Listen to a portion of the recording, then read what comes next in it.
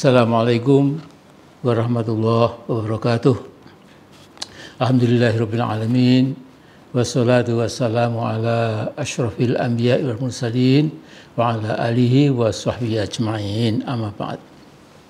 Saudaraku sebangsa dan setanah air yang saya hormati, yang saya cintai, kebetulan saya buka rak buku-buku saya di perpustakaan pribadi saya menemukan dokumen yang diterbitkan oleh Kementerian PPN, Bappenas, yaitu dokumen yang berjudul Draft of Indonesia's Vision and Dreams 2015-2085. Jadi draft tentang visi dan impian Indonesia 2015 sampai 2085 yang semuanya dalam bahasa Inggris, mungkin supaya nampak akademis dan ilmiah mungkin ya. Ini bukunya, dokumennya ya. Baik,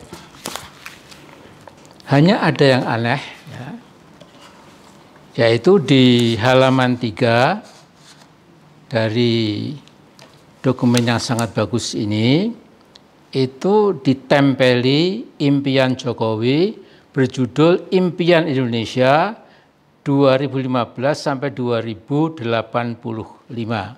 Ditulis tangan tegak lurus yang menunjukkan Jokowi memang ternyata megalomaniak, memimpikan keinginan yang mengawang-awang, tidak berpijak di alam nyata. Jadi supaya lebih jelas ya.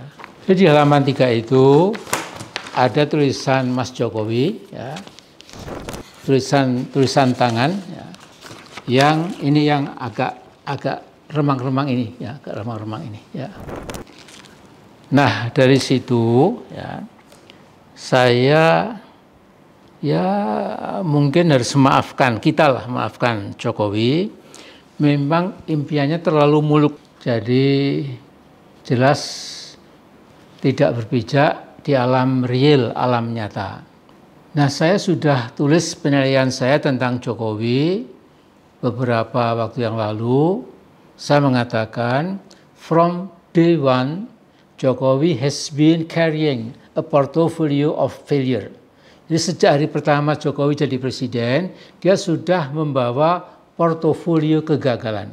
Nah, dari 7 impiannya itu, paling tidak ada 5 yang terdengar kebablasan. Seperti kebablasannya ingin mendamaikan perang Rusia versus Ukraina, kita masih ingat dulu ya, yang kemudian menjadi semacam international farce atau lawakan internasional. Maksud saya, waktu Pak Jokowi terbang ke Rusia dan ke Ukraina mendamaikan dua negara ini ya, itu memang saya kira ya oke, tidak ada masalah, tapi menurut saya itu kurang mengukur diri ya, sehingga tidak ada media internasional ya yang memuat ya, yang merasa itu penting kecuali Al Jazeera ya.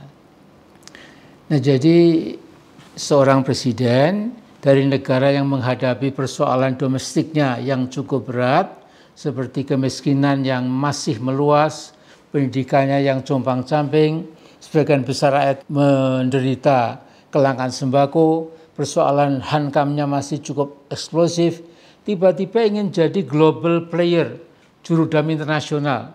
Nah sekarang kita kembali ke 5 poin impian yang lucu dari Mas Jokowi, ya, dari 7 poin yang ditulis tangan tadi. Ya. Jadi yang pertama, itu katanya sumber daya manusia Indonesia harus memiliki kecerdasan yang mengungguli kecerdasan bangsa-bangsa lain di dunia.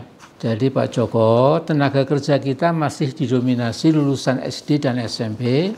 Apa impian Anda itu bukan bagaikan pungguk merindukan bulan. Jadi kita masih di bawah lah ya pada level dunia, kita masih belum mencuat. Sehingga kalau mengatakan lebih unggul dari semua negara di muka bumi itu kebablasan. Yang kedua, Indonesia menjadi pusat pendidikan, teknologi, dan peradaban dunia.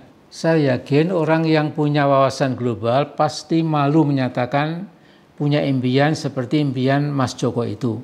Jadi terlalu jauh ya Mas. Dan yang ketiga, masyarakat dan aparatur pemerintah yang bebas dari perilaku korupsi. Nah ini Mas Joko, bukankah korupsi di zaman Anda semakin berkembang biak lepas kendali? Ya. Bahkan sudah merasuk ke dalam keluarga Anda dan sudah terlalu banyak bukti-bukti. Jadi Anda lemahkan KPK supaya makin banyak pejabat berkorupsi. Lagi-lagi ini impian Anda yang clash dengan realitas. Ya. Dan yang keempat, Indonesia jadi negara yang mandiri dan negara yang paling berpengaruh di Asia Pasifik. Nah pertanyaannya Mas Joko, apa bukan sebaliknya? Bukankah Anda sudah menjadikan Indonesia negara subordinat RRC, menjadi negara komprador vis-a-vis RRC, menjadi negara lemah di kawasan Asia Pasifik. Jadi mau mandiri bagaimana Mas? Saya kira ini perlu Anda renungkan kembali ya. Walaupun Anda tinggal berapa bulan jadi presiden ya, tapi perlu saya kira untuk pelajaran anak muda di masa-masa yang akan datang. Dan kelima, Indonesia menjadi barometer pertumbuhan ekonomi dunia. Persis ini saya kutip, nggak saya kurangi, saya tambah. Sekali lagi, Indonesia menjadi barometer pertumbuhan ekonomi dunia. Nah Mas Joko, apa Anda tidak sedang ngelindur? Siapa atau kelompok mana yang paling diuntungkan dengan kebijakan ekonomi Indonesia? Anda punya sistem ekonomi dan proses ekonomi yang betul-betul saya kira berpihak kepada yang kuat ya, dan melupakan rakyat. Juga sebenarnya siapa Sri Mulyani itu? Siapa konco-konconya? Ya dia saya kira cuma kotak-katik ya sebagai orang yang mungkin pernah di IMF ya. Tapi ini menurut saya tragis ya. Nah dalam dokumen Indonesian Vision 2045 itu desain atau rancang bangun teoretiknya memang terlihat wow, very good ya. Tetapi sekali lagi dari waktu ke waktu yang sedang berkuasa di Indonesia, memang kita melihat lebih pandai berdesain ria, tetapi pelaksanaannya malah counterproductive. Nah saya masih ingat, saudaraku, dulu di akhir tahun 80-an, sahabat senior saya, almarhum Pak Mulyoto Joyomartono, Dirut Bank Eksim yang kemudian menjadi Bank Mandiri, mengatakan pada saya masih ingat ya, bahwa kita ini punya kelemahan, yakni pandai membuat formulasi kebijakan, tetapi agak bodoh ketika melaksanakan kebijakan itu. Jadi pandai membuat policy formulation, ya, tapi sayang masih agak bodoh ketika melaksanakan policy implementation.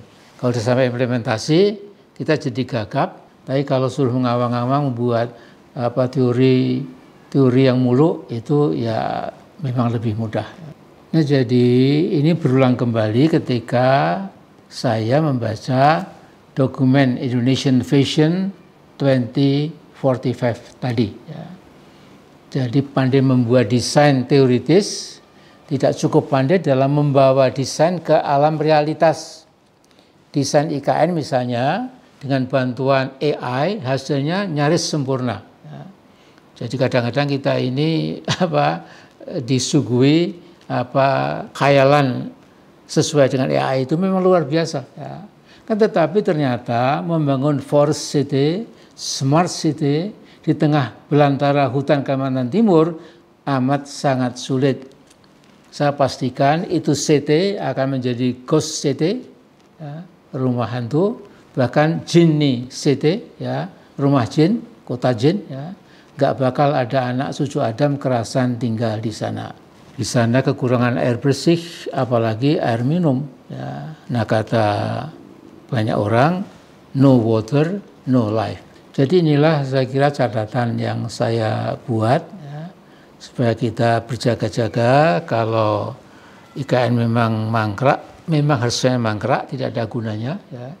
Kemudian tentu presiden akan datang, ya mungkin berat sekali kalau harus melanjutkan sesuatu yang tidak masuk akal. Jadi sekedar tambahan sebagai ya pelajaran buat kita semua, terutama ya the coming generation, anak-anakku, bahkan cucu-cucuku yang harus pandai-pandai melihat perkembangan negaranya, bangsanya gitu. Jangan sampai kita teledor ya, dan kita salah-salah bisa menjadi ya negara yang dijadikan sindiran, bahan ketawaan di dunia internasional. Ini dulu saya kira, mohon maaf, yang pro dan kontra itu biasa ya. Saya tahu banyak yang tidak suka sama saya, tapi the show must go on ya.